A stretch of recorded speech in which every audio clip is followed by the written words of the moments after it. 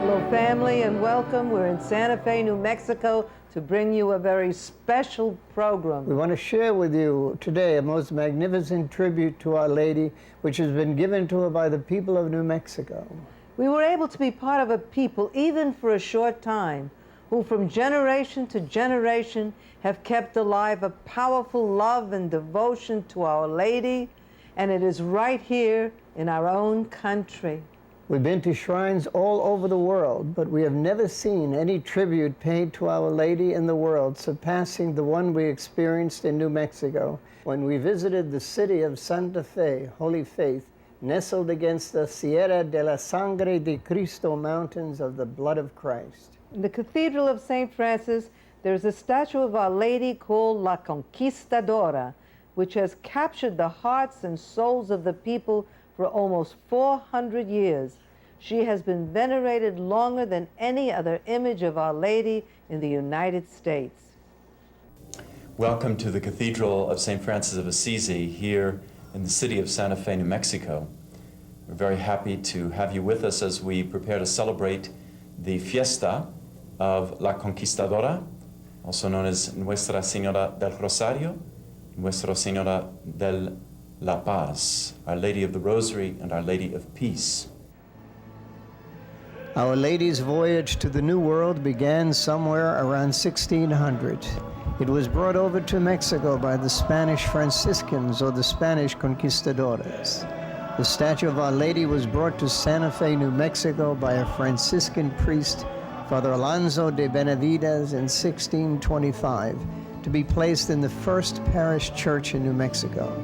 She was originally called Our Lady of the Assumption, as there was already a confraternity to Our Lady in place. As Spanish settlers had arrived earlier in 1600, devotion began immediately upon the arrival of the statue into the new parish church. Over the centuries, churches were built upon churches as the community grew. And each time a church was built on top of the original parish church, a chapel of Our Lady, La Conquistadora, was included. Until today, the original parish church has become the Cathedral of St. Francis.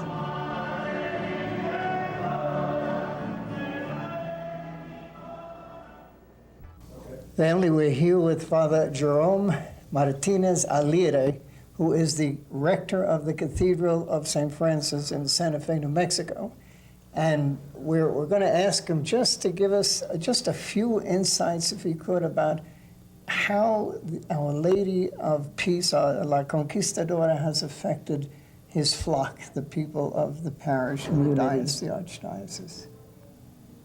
Well, the history of devotion to Our Lady goes back almost 4 centuries, and her role is a very important one because she was the one that, through her intercession, brought about the reconciliation between the Spanish and the Indians after the unfortunate revolt of 1680. And it was after fervent prayers to her that the city was peacefully resettled in 1692. And because of that, the miraculous intervention, the governor, Don Diego de Vargas, made a promise that the city would observe a Mass of Thanksgiving, procession in her honor, and other devotions, as well as a fiesta. Praise God. And so what the people of Santa Fe have been doing since then is keeping the promise. They're tremendous promise keepers. Love it. And it is the oldest Marian devotion in the United States. Yes. And she is herself the oldest statue or representation of the Virgin Mary in the United States. She came here in 1625, but most probably carbon-14 testing tells us that she was carved around 1400. Wow. So she reigned in her Spanish country before being brought here to be the patroness.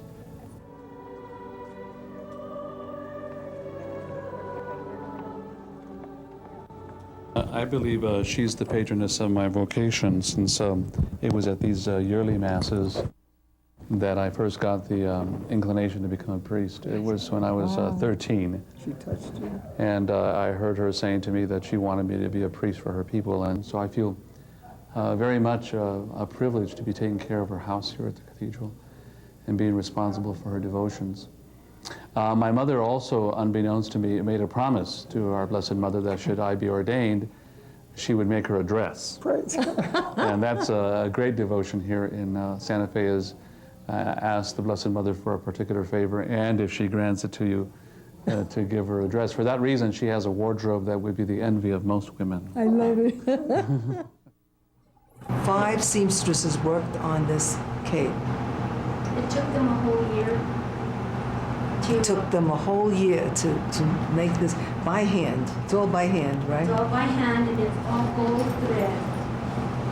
Oh, gold thread. And this is the smallest one that they have ever made, and they were so honored to make this for her. After her first Holy Communion, Oh, wow. And after you finish, I want to take a picture. she donated this. Down And she for, asked me if I would cut it down for her so she was able to wear it during the procession. I love it. I love it. Her older ones, this Isn't that was magnificent. This was Pedro de Vera Ortega's favorite because his mother had this made out of a dress, a wedding dress. A wedding gown. Oh, there it is. Garcia here will help me. Oh, look at this. All the jewelry that is sewn on here was sewn on by all the different women in the community. and it was donated? Donated. Jewelry was donated. Some people donated their wedding rings, some of them their earrings. Wow. And Hold it down like this. the sacristana who made this, her name is Miguelita Hernandez, said she would invite the people to come over and they would help her to sew it so they could be a part of this. Does anybody know how many outfits she's got? I'd say she has about close to 300 by now, would you say, Imelda? This one right here is a very special one. I don't know if Father Fran Henrico Chavez, he's the one who wrote Autobiography of an Ancient Oh, Statue. yes. He's our historian. When he went to Spears, Germany, because he was in the war, he bought this fabric.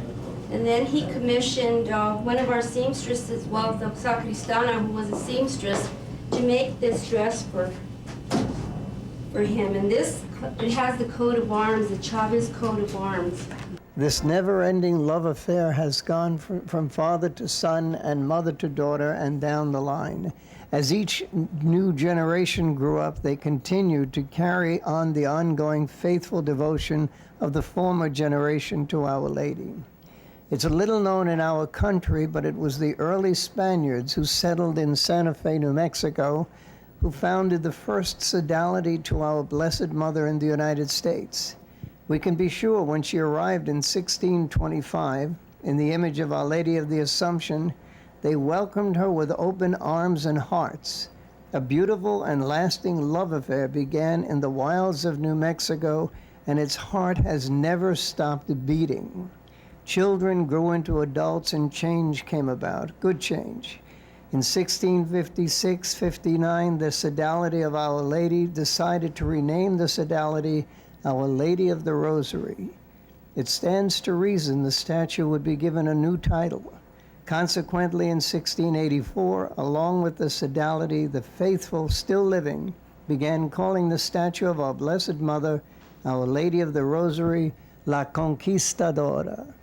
Now, Our Lady's statue was originally called Our Lady of the Assumption, but with her new name, there had to be a change in her attire. As all the statues of our Lord and Our Lady in Spain wore regal robes, the statue had to be altered in order to dress her as a queen. The faithful lovingly dress the statue of Our Lady, and do till today, along with her baby Jesus, in the finest brocades and silks. As befits a queen, atop her delicate and lace mantle, they placed a silver crown. Over the almost 400 years, love and devotion has grown weathering the ravages of time. But it wasn't easy. At the beginning, things went well for the little community for a time. The local people loved their Lady of the Assumption. Even the Indians held a great respect for the devotion to Our Lady, with Apache chieftains trading with the Spaniards, entering the chapel to see the statue, often resulting in them inquiring about the faith. While the church and devotion to the Lady was strong, settlers in the territory of New Mexico and Santa Fe had become victims of absentee management. The government seats were in Mexico City or Spain.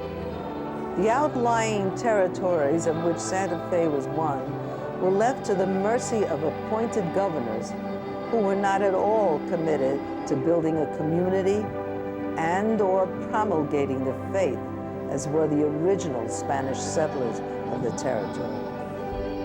Just as you would think that things could not get any worse, with one evil governor being replaced with one even more evil, Santa Fe was bombarded by enemy tribes attacking the Spanish settlers and the Pueblo Indians who had converted. But they never gave up hope that Our Lady would see them through.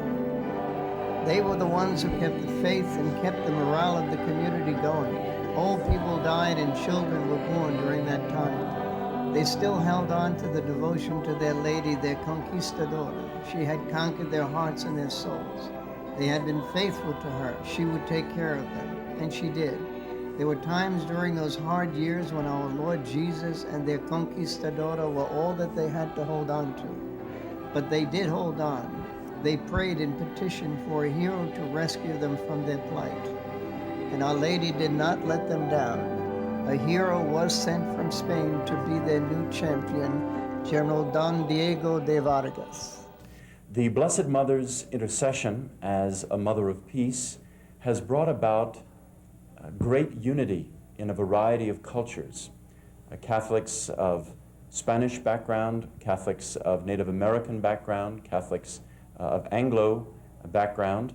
This area has had many different flags fly over it, but throughout this time, of course, the flag of the Holy Roman Catholic Church has flown. And so we are grateful for all of the blessings that Our Lady has interceded for us, and the unity in faith that is strong in this land. After 12 years in exile, their hero arrived, and along with him, hope. General Don Diego de Vargas was made the new governor of the people in exile. It was time for his people to return to the land their grandparents had fought for. He gently walked among the Pueblo Indians, carrying a banner bearing Our Lady's picture on it, to whom he gave full credit for his successful bloodless victory. His action was to get the Pueblo Indians in Santa Fe to release the city of Santa Fe and its surroundings back to the Spanish. But he was not like the other governors they had to contend with. He was a gentleman. He was a fair man. He spoke to them with his soothing voice and pleasing personality. And they could see in him a governor whom they could live with, who would not mistreat them as governors in the past had done. And so, in September 1692, he and his troops marched into Santa Fe for a meeting with the Pueblo Indians. He gained their trust, and they agreed to turn over Santa Fe to the people. There was great joy in the refugee camps they had lived in 300 miles away from their home. When Don Diego returned and advised them that they would finally go home after 12 years in exile, he gave all credit to LaConquistadora for the bloodless victory they had been given, as the Indians had agreed to return the city to the Spanish without one shot being fired. Don Diego de Vargas vowed that as soon as they were safely back in Santa Fe, he would build a new and more beautiful church for their queen, LaConquistadora. And so they gathered their belongings and headed back to Santa Fe with their queen, to whom Governor Diego de Vargas had given the title Queen and Patroness of the Kingdom and of the Villa of the Holy Faith. They were going home. There is only one sad part of this triumphant return to Santa Fe. It took them too long. By the time they had completed the arduous journey from El Paso to Santa Fe, winter was upon them. On December the 16th, General Don Diego, his men, and the Franciscans arrived at the gates of the city. But it was too cold for the Indians to leave. Where would they go in this weather? Meanwhile, they had gathered strength from other Indians in the surrounding area, and so they locked the Spaniards out. They made many excuses why they could not leave, and General de Vargas accepted most of them graciously. But when his people had been left out in the freezing cold for 12 days, and the Indians were now saying they had no intention of leaving, the general knew what he had to do. General Don Diego had complete faith in Our Lady. He prayed before the makeshift shrine set up for her outside the city walls. He and all his men went to confession and turned the entire campaign over to the intercession of LaConquistadora. Then they went into battle and retrieved the city which had been promised to them. Meanwhile, the people waiting in the freezing cold to return to their city began a Rosary crusade in that little section which today houses El Rosario, the little chapel. Now, has it been that through the centuries the devotion has grown to Our Lady? Well, it's waxed and waned, but it's been constant. And usually the attendance at the procession is several thousand, and there's 2 masses every day for the novena, easily having 1,200 people come to the masses. Oh, that's wonderful. And so the devotion continues, and it's more than just a Santa Fe phenomenon. You'll see parishes from outside the city come as well. She has been, for the people here, a constant reminder of God's presence for 4 centuries in the midst of some very difficult times, and also in a very harsh and unforgiving climate. Yes. We found it out. Yes. Well, it's a wonderful thing. Again, we have to remember that our mother is the unifying force in the earthly family, and our heavenly mother is the unifying force in all of our families on earth. And as she is unifying the families here of Santa Fe and New Mexico, she is also the same mother. I remember we were in Mexico City for the first time for the Fiesta of Our Lady of Guadalupe, and a young man turned to our college student turned to our daughter Luz Elena, who was born in Jalisco, and he said, "What are those gringos doing here? They have Our Lady of Lourdes. This is Our Lady." And Luz Elena said, "It is the same lady. It's the same Blessed Mother. The same Blessed Mother." So here we have our Blessed Mother so enthroned, and of course, always, we were just part of the most splendid Mass, again pointing to her Son in the Holy Eucharist. The fiesta in honor of the peaceful takeover was begun in 1712. The same format, which has by and large continued to this day, was initiated. On a Sunday afternoon in June, Vespers were prayed at the little chapel of La Conquistadora. Then the procession began down the main street of Santa Fe, San Francisco Street. Thousands of people either joined the procession or lined the streets with their umbrellas, protecting them from the sun. The distance from the chapel to the Rosario is a little over a mile, but it didn't seem that long. Our legs held up well, as did those of all the people, young and old, who made the procession. It was awesome. It was exciting. It was church, the church alive. Here were the holy people of the Holy Faith, Santa Fe, and they were out processing in the heat of the sun to glorify their Lord and give honor and praise to their mother.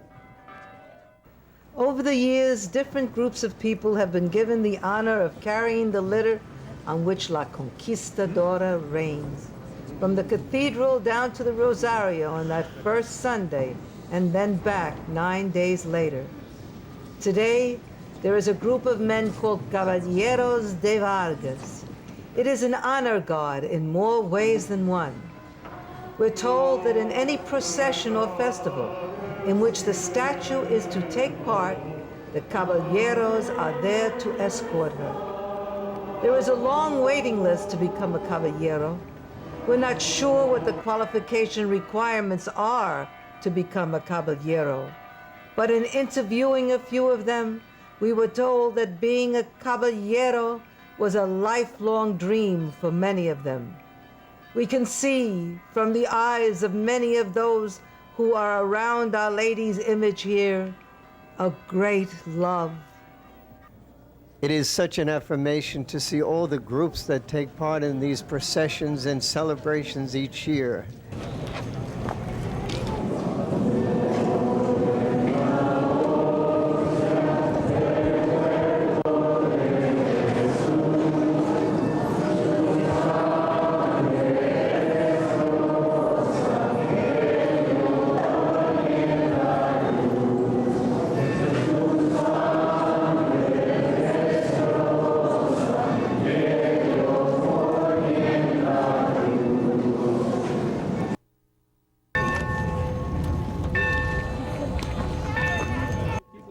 I believe the devotion to Our Lady has been strong here throughout this time, and even to the Holy Eucharist for our Eucharistic procession on Corpus Christi as well. So there is a public willingness to make public demonstration of faith, which is something that we are called to do, not to be afraid, not to be ashamed, but rather publicly to profess our faith and have pride in our faith. They have it right down the main street of Santa Fe on a busy Sunday during tourist season. It's just amazing how Our Lady has captured the hearts and the souls of these dear people. I think one of your parishioners of the diocese said it best the day before yesterday. Faith, culture, and tradition. This is what they hold on to. Their faith, their cultures, and their traditions. And this is what we have seen here. It is just one of the most exciting places to be, and filled with the Spirit. Yes, yes, indeed. And we pray that the faith will grow here and will perhaps help renew the faith among our Catholic brothers and sisters throughout this country. In 1712, at the end of the procession was a small makeshift altar of boughs awaiting La Conquistadora. Today, La Conquistadora stays at the Rosario, which is the chapel down there. She stays for 9 days, during which Mass is celebrated each day and Vespers prayed. Then on the 9th day, a royal procession brings her back to the chapel, which is now in the cathedral, where she will stay for another year until the next procession. The young caballero who helped move her from the dressing room to the main altar also lifted her off the litter when we all reached the Church of the Rosario and placed her on a platform. After her gown was straightened, his loving task was to lift her from the platform and carry her to her place of honor on the main altar. After having put his lady, La Conquistadora, in the alcove reserved for her, we could see tears coming down from his eyes as he left the altar and stood with the rest of us, his eyes never leaving his Conquistadora.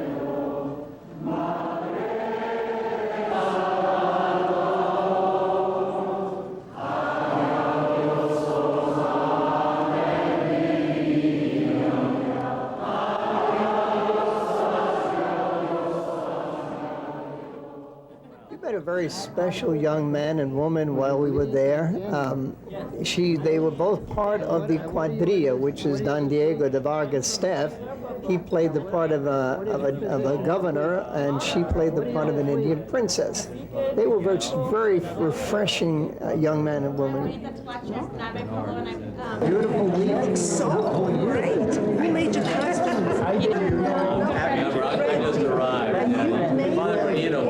Bro, get a shot of them. He made them, bro. He made these costumes. I think I They're do. wonderful. It's a light in our country. This area, Santa Fe, is almost 400 years old, and there's such a wealth of treasures here ready for all of us in the United States to share. So please come and share the faith of New Mexico.